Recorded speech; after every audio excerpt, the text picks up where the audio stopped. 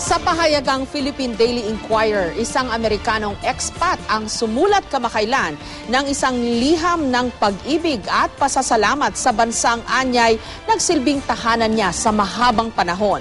Ayon kay Professor David Harwell, sa mahigit 20 bansa raw na kanyang tinirhan, kahanga-hanga ang Pilipinas at ang mga Pilipino hindi matatawaran sa kasipagan.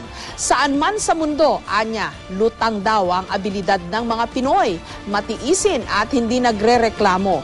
Titigil nga raw ang mundo kung wala ang mga Pilipinong nagtatrabaho sa mga oil field, nagmamando sa mga barko, nagsisilbi sa mga ospital at paaralan. Inihambing rin niya ang ating bansa sa Amerika. Kung tayo raw nagtatrabaho para mabuhay, sila raw nabubuhay tila para lamang magtrabaho. Mayaman daw sila sa maraming bagay pero tila salat naman daw pagdating sa puso.